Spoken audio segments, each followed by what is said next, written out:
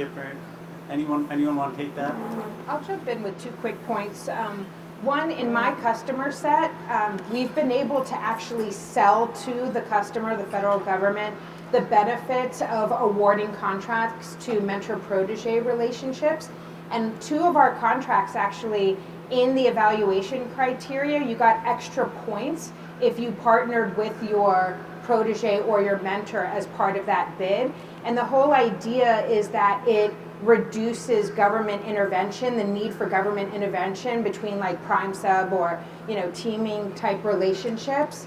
And that was in the Homeland Security space. And again, it was on 2 different bids. So I thought that was one thing that I thought is great. The other point that I've seen differently, at least from the environment that I'm in, it does tend to cost a lot more to bid work these days because of technical evaluations. Like in the application space, you actually have to build code and submit that. So it's a lot of upfront tech challenges, things like that.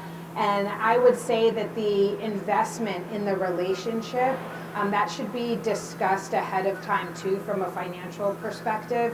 If you can get some kind of a commitment around that, and then it's a drop down over the years, and you can choose how that's spent in time based on the priorities and the conversation between the mentor and the protege. But I've seen that change quite a bit, at least a little bit less relationship-based selling and more technical expertise. And in some regards, smaller businesses are more niche and can offer that. In others, we really need the larges for some of that technical expertise. We have the agility as a prime small business to kind of react quickly to the customer, give them the love and care and feeding that they want, maybe even be able to recruit really well in the industry because our wrap rates are lower or something like that. But when it comes to that expertise, the technical expertise, I think we look for that. So those would be my 2. Others? Anyone? I'll only decline because I haven't been in it for 5 years, so I don't have a historical or even view. engagement with small businesses in the community. And I'm sure you have a lot of perspective. I'll just say one.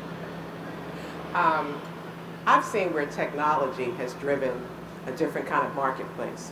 And as a result of that, sometimes the relationship between that mentor and protege gets reversed. And it was, I think, 5 or 10 years ago, it was unheard of that the lead would be the small company.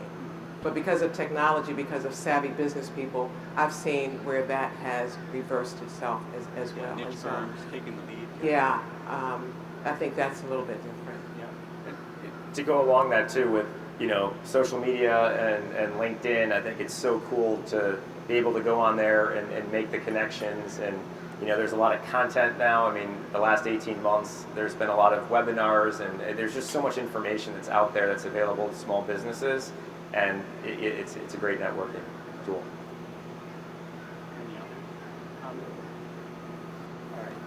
All right, I'm going to open up to the audience now. Does anyone have additional questions, thoughts, comments, or perspectives even? I'll go to this side too because I can't see all of you. Oh, you're a quiet group today. Okay. Yeah, you have something over here? Yeah, go ahead. Hi, Maury Piper from George Mason University. The question, because we spend a lot of time with students, is more about this great resignation, people looking more for purpose, people across the spectrum of different kinds of backgrounds. Is there a connection between the company relationships, organization relationships that you're talking about, and the shift in the whole, let's say, ethos of careers for people? Is that something that you make the connection with in what you do? Who wants to take that?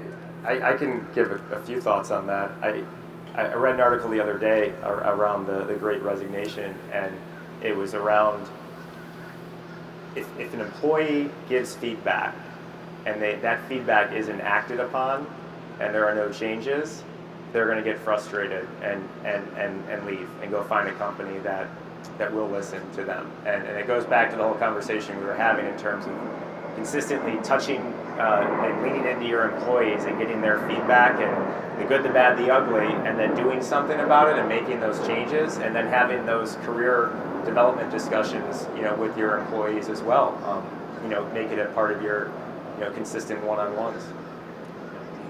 And I think also, when we look at that, I think the next census, when we start looking at businesses, it's going to be really interesting to see the numbers of, I think the numbers of entrepreneurs are going to quadruple as a result of that, because people are frustrated. 2020 has shown us another way of doing business.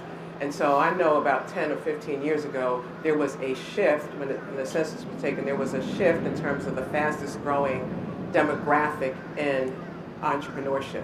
That's when you saw women-owned businesses, minority-owned business. So it would be interesting to see, as a result of this, what is going to be I think it's going to really plunge the numbers, accelerate the numbers of entrepreneurs.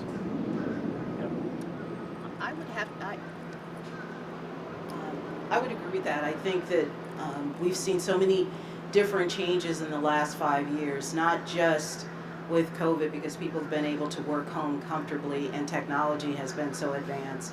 But the millennials are looking at their career structure differently. My father thought it was great to be in a business for 25 years and get the watch and the pat on the back and all of that. But my son and young associates aren't interested in doing that.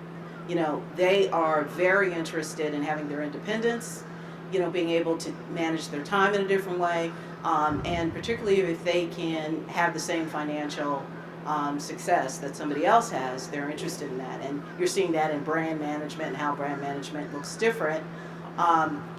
Greg, banking is giving folks more money. They're giving entrepreneurs and individuals more money on their business plan. I think in 2020 there was $14 billion that went to small businesses in America. So if people can go to the bank and get capitalized and still work in their garage with their roommate from college and control their environment, they would rather do that, right? They'd rather do the Bill Gates kind of thing than working for IBM, for 50 years like my uncle did and got a golden parachute and a watch and a little party. So I think you are seeing more of that. To piggyback on what Greg and Lisa said, because it's very true, the only thing that I would add is, so I have currently a very young employee population, and we are extremely collaborative, transparent, known as very authentic, and it's bitten me in the butt a couple of times, because I think in some cases it leads to some entitlement. And so I feel like a lot of people just lean forward as though they're experiencing that in the audience. The only thing I would say is that we do surveys a lot. And we do quarterly performance evaluations instead of annual. We do pulse surveys across all employees. Of course, there's the exit interviews, all kinds of stuff. And we shouldn't ask unless we want to hear the answer, because it is important to follow through. In some cases, we have heard what was said, but we didn't necessarily make a change based on what that feedback was. However, it was critical to use it as a teaching moment to show that individual why we aren't going to change this. And do they understand why? And let's meet back up again in 30 days and let's see how it turns out. Let's see, what ends up happening, because here's the reason why. But it's a lot of work to manage people and to manage that expectation and to, handhold and coach and all of that kind of stuff. But it's important to do that, especially when you've made the investment already in those employees, because it's so much more expensive to replace than it is to retain, right? So I would just say, even if you're not going to follow what the recommendations are of the feedback that your employees give, it's critical to explain to them why, because it's a great teaching. And before you start, let me just say, there's been an uptick in whistleblower claims. There's been an uptick in retaliation. So there's not just initial claims of people complaining about discrimination and all of its forms, but we're seeing retaliation that, when they make complaints in the company, that the company or the supervisor or somebody within the organization punishes them. We're getting a lot of calls regarding internal investigations. We're getting a lot of calls from people saying, hey, listen, I think they're doing this.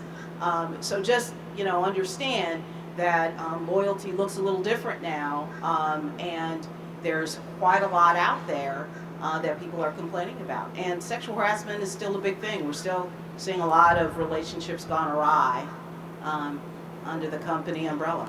And I guess what I expected somebody to do, what you said makes perfect sense. What I also expected, and what part of the question I think for this gathering is, thinking about the MPP and the company relationships, right? Is there some kind of parallel in the organizational mentor-protege relationships and the individual? Because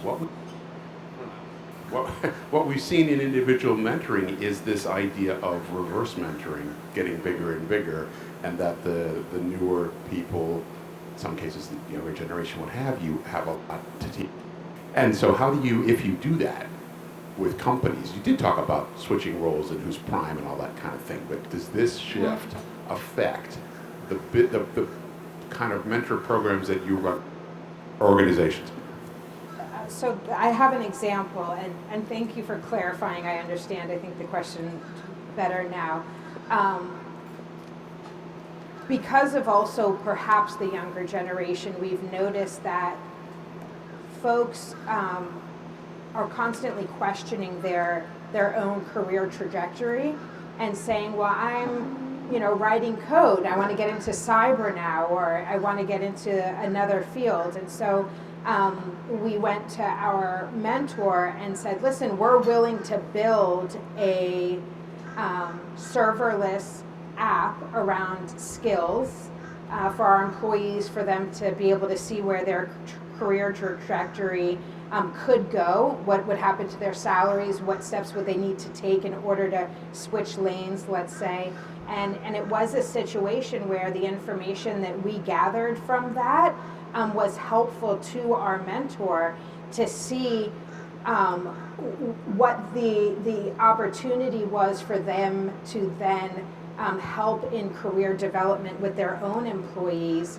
And taking it to like a whole nother step, there was situations where we were losing somebody and our mentor was able to give them what we couldn't as a company, and they asked our permission to pick them up as an employee, and we were okay with that. And at some point it might happen in the reverse way, but it's really, so I don't know if that helps answer the question, but I think we both have something to bring to the table that ultimately ends in a product that benefits the employees and the customers in the end. The only thing I will just quickly add is that it presented an opportunity for us. And that opportunity, we've gotten some funding from some of our corporate members. We're going to stand up a mentor protege program, which is minority business to minority business, MBE to MBE. We're calling it Lift As You Climb. And so here's the opportunity for other, within the ranks of minority businesses, putting together a structure by which the help can come for each other. And the result of that, the outcomes are going to be the ability to have JVs or alliances or those kinds of things to go after business.